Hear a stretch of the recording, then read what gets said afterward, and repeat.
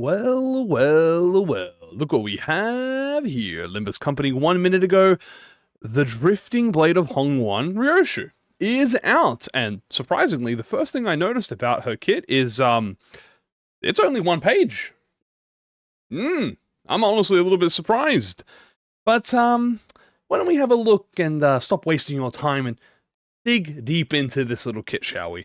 As a reminder, I'd like to mention that all of these kit analyses and or reviews are done when the ID teasers are literally just out. These are no numbers. Obviously, everything will be might or possibly can change, and we will obviously be playing it on the day it releases. So, without further ado, let's get in. First things first, I'd like to see that she has a Gloom, Gluttony, and Pride, all Pierce. So she's mono Pierce. We have the Drifting Blade of Hongyuan, definitely one of the coolest titles, I think, and Poise Rupture. May I introduce you to the fifth and most likely final Poise Rupture ID of Season 6, making now a total of 5 Poise Rupture IDs in the season that you can use. Let's read it off. Hey, back off. This is a single coin. On use, gain coin power for every poise on self and rupture on the target. On use, you gain poise count. On unopposed attack, you inflict rupture count. This is very important. On the first coin, you deal more damage on critical hit, and you inflict normal potency rupture, and on crit, you inflict more rupture. Now, why is this so important? Already, I can tell you. The reason that this unopposed attack in count is important is because, unlike Knight or Gregor, she does not have an S1-2. So when she uses her follow-up attack, she will use skill 1. This is the skill that you will be using. You'll be getting poise, you will be doing rupture count, most likely minimum neutral, obviously, because it's a 1 coin, and you will be inflicting rupture potency.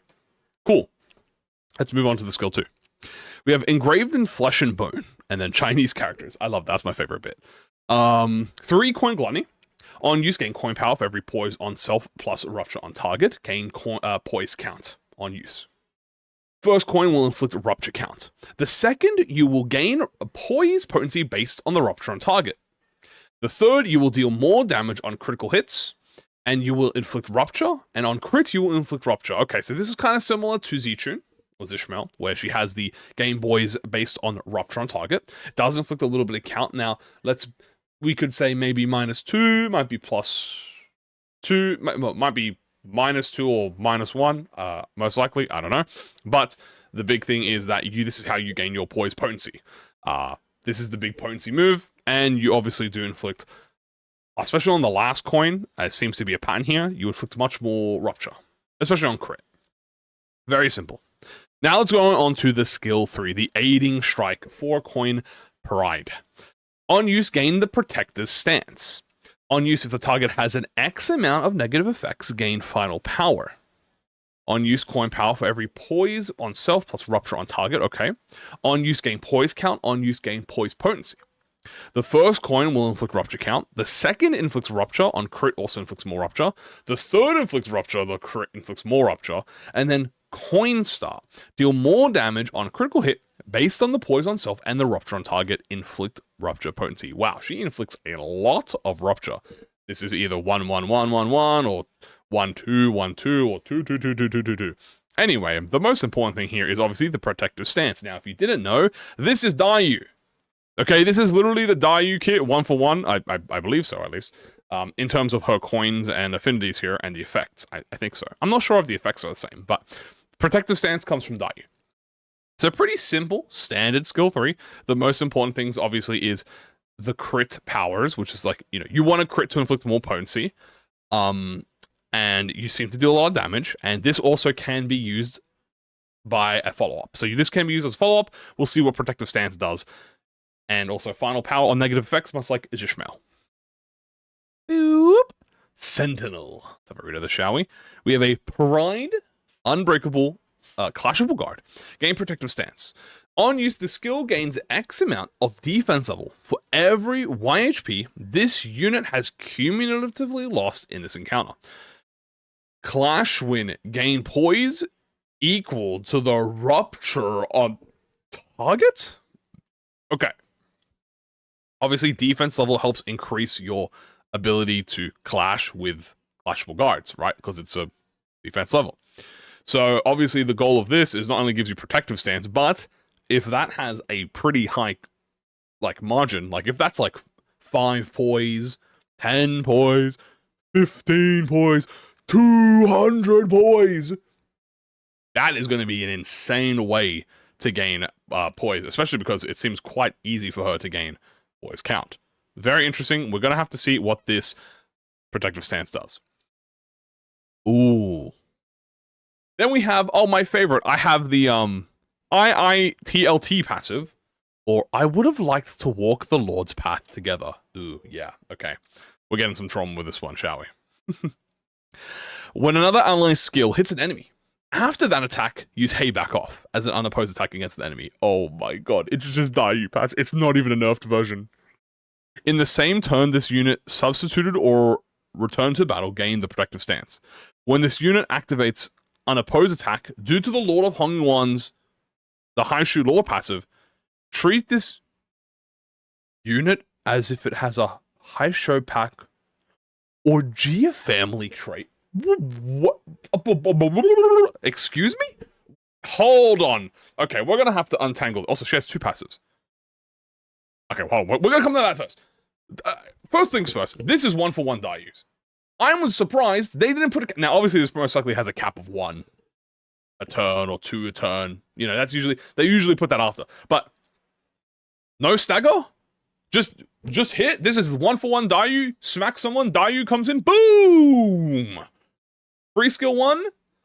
That's goated. Second, again, this substitution or return little side benefit is mostly useful for the newer IDs that want you to actually be substituted in. Protective stance. We still don't know what it does yet, but we'll figure it out. And then this last part. When this unit is unopposing due to the passive of Lord Honglu, which is when you retreat or substitute in, right? So when you substitute in or retreat, this is interesting because, well, it has to be when you retreat. No, it has to be when you sub in because that activates the skill 3. So it counts as Ryoshu pack or Gia family. So Ryoshu pack obviously means that Lord Lu gets the Lord's not the Lord's guard. Oh my god, leash holder. That means he gets leash holder. And then Gia family means that Ishmael gets the offense level up bonus. Is this a permanent effect? Because it says when the unit activates the unopposed due to the passive, does that mean you just permanently have an extra trait? They're modifying traits in the IDs now. That's honestly such a sick mechanic to add. I'm really curious we'll come back to this. This is really, that's actually quite big for like future stuff as well. Then we have the normal passive, or the Loyal Warrior. So this is the second passive, or the main passive. If an ally is killed by an enemy attack, or if the attacked ally's HP is at less than X% after the attack, the Drifting Blade of Hongyuan's Ryoshu uses Aiding Strike as an unopposed attack against the enemy after the enemy's attack. The Lord of Hongyuan Honglu may activate this effect past its usage limit. If Hey Back Off is activated via the passive ILTLT, the skill deals more damage on critical hit, and you heal SP for one other ally with the lowest SP. What in the damn? What in the damn is this? Okay. So this is much like okay. Oh my gosh, I just blanked. Anyway, Night Owl. Right? Night Owl, kind of the same thing. Not Night Owl. I don't know. There's someone else who has kind of a similar thing. Anyway. Oh, it's Heathcliff! Kurokoma Heathcliff! This is exactly like Kurokoma Heathcliff. When Kurokoma Heathcliff, when you are hit below a 25%, I believe, or 30%, he will activate skill 3 as an unopposed attack. This is the exact same thing, where if the ally is hit, Ryoshu will do an aiding strike. But the most important thing is here, we know this has a limit, most likely 1 per turn, but the Lord of Hongyuan Honglu may activate this effect past its usage limit. So does that mean Honglu can get, if you hit Honglu, if 4 people hit Honglu under the threshold, is that going to be 4 Ryoshu aiding strikes? Not only that, but if the Hey Back Off passive is activated, but if Hey Back Off, which is the skill 1, obviously this is the skill 1, is activated via the passive ITLT, which means, yeah, you activate it by unopposing. The skill deals more damage, which is nice, on crits, which you want to do. You heal SP for the other ally with the lowest SP. Dude, she's kind of like a Malfaust in gimmick, where she's like a bodyguard. Malfaust, I like to always, obviously, besides there's a certain, the optimal way to play Malfaust is just to spam counter. But the goal of what Malfaust was supposed to be is that she was supposed to be the bodyguard. She was the bodyguard to Lord Honglu, right? That was her purpose. She defended him. She had the unique guard. She would unoppose for him. She would do all of that, right? So that was like her gimmick. She picks someone. You are now my lord, and I will protect you. This is pretty much that as well, but with a more supporting aspect to it instead of Faust, who was much more of a tanking aspect of it, I should say, and she's a tank, right? She's a tank, and she does obviously like a lot of damage and stuff like that. But well, this will obviously looks like it does a lot of damage, but very interesting. Now there's like a little support passive. Combat start: the ally with the earliest deployment order gains shield for every poise on self. Is this a Zwei Roger upscale? I'm sorry. I'm hearing Zwei Roger upscale. Obviously, it's poise, not poise count. But this is Zwei Roger passive. Just replace count with poise potency and ally with the earliest deployment order. This is great. This is actually really good. It is combat style, however. So, you only get up for the combat, which is fine. But that's good. I can see that being like, look, max of 10, maybe max of 5. I doubt it'll be 5. It's gonna be at least 10, maybe 20. Now let's see what this Protector Stance does. So, Protector Stance. Max 2 stacks. Take less damage. Simple. Gain shield by poise on self. Turn end, gain poise and poise count. If this unit's leftmost... Gain poise and poise count. This unit's leftmost skill slot gains the aggro next turn. Okay, so she does gain aggro. She sees the aggro tank. And then lose 1 stack at the end of a turn.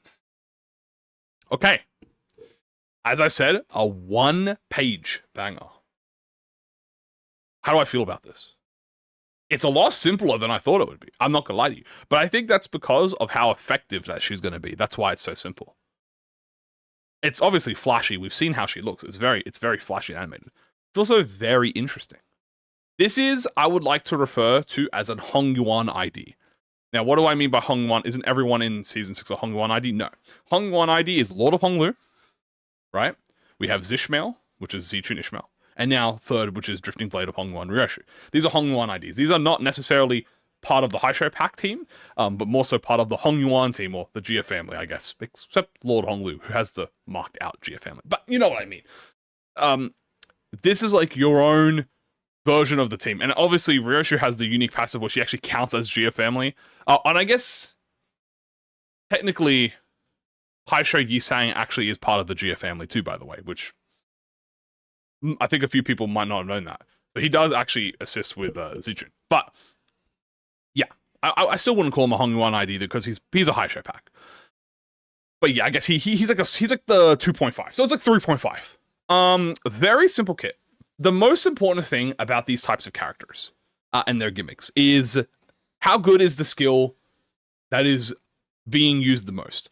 In this case, it's going to be skill 1, which is Hey Back Off. And I think, much like Mercy from Night Owl Gregor, I think Night Owl Gregor was a really good test to see how they would work a single coin unopposed attack into the game. And I think they did really great. I think Mercy is better than his normal skill 1 from Gregor, right?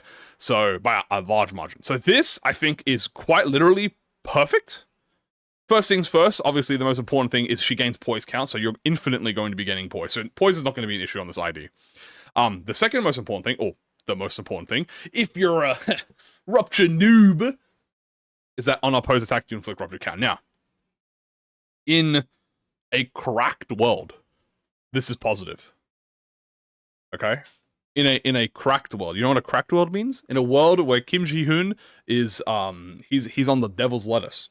This will be +2. There's no way this is being +2. If at minimum it's going to be it's going to be neutral, right? But what if he makes it +2 and then every single rupture count crier in the 2026 is like still not good enough, we need more. That would be a crazy reality we live in. I don't think so, though. But I would like to be proven wrong. Who knows? It could be like that because assuming Lord Honglu is attacking as well, you know, the rupture is here and there and everywhere. I guess the other important thing is, how does this compare to Mao Ryoshu? To be honest with you, I got no idea. Because obviously the kit's not out yet. We haven't played with it yet. However, I can say this. There are 3 Maos. And both of them are really good. Well, all of them are really good. They're all really good. So, are you really hurting if you only lose one of them?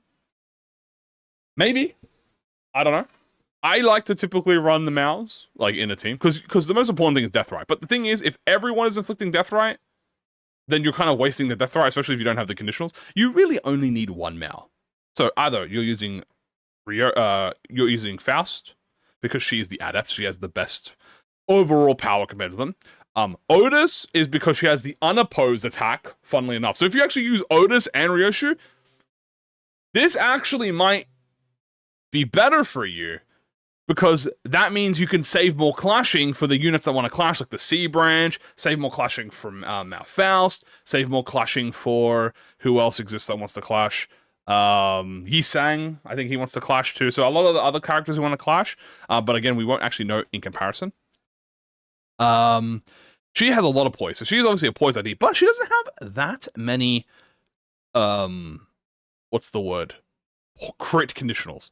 Like, the only critting thing she does is inflict a lot of rupture potency. I do think this ID will inflict way more rupture potency than the Maos. Funnily enough, the Maos don't actually inflict that much potency. The Maos are obviously count-focused, right? Like, they focus count is their main game. So this will obviously inflict way more potency.